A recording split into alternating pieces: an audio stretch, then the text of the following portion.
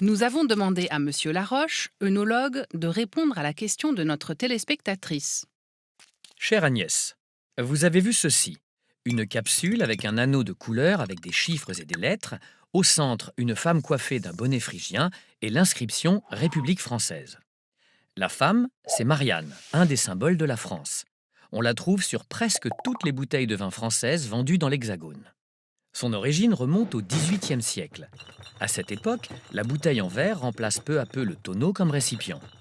Pour s'assurer que personne n'ouvre la bouteille entre l'embouteillage et le moment où on la boit, on scelle le bouchon avec de la cire, comme si on cachetait une lettre. À partir du XIXe siècle, la cire fait place à une capsule en métal, d'abord en aluminium ou en plomb, puis en étain. Marianne y fait son apparition en 1960. Le gouvernement veut simplifier la vie des douaniers, chargés de vérifier que les bouteilles produites partout dans le pays sont bien déclarées au fisc.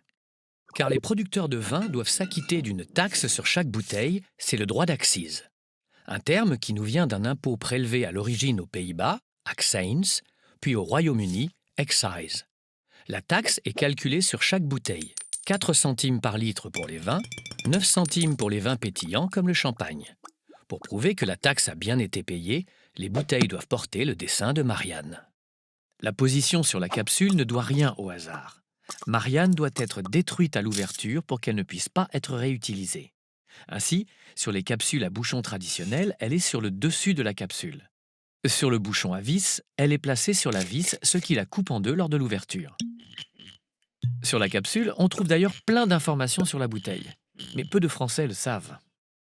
D'abord, il y a le numéro du département de production. Ainsi, un Bordeaux, fabriqué dans le département de la Gironde, a le numéro 33. La lettre R signifie que le vin a été mis en bouteille par le récoltant. Un E ou un N signifie qu'il a été produit par un entrepositaire ou un négociant qui achète le vin ou le raisin à d'autres producteurs. Le dernier nombre correspond à l'embouteilleur. Venons-en à la couleur de la capsule. Elle est verte pour les vins d'appellation, les plus prestigieux. Elle est bleue pour les vins de pays et les vins de table. Et certains vins liquoreux ont une capsule orange. Mais toutes ces capsules ne sont valables qu'en France.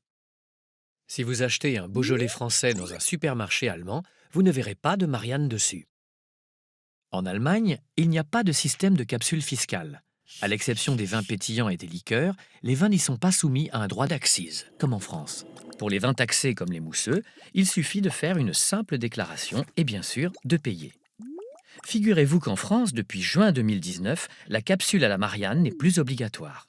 Pour être en règle, le producteur doit juste remplir quelques papiers et les fournir en cas de contrôle. Voilà, j'espère que votre téléspectatrice sera satisfaite de cette réponse.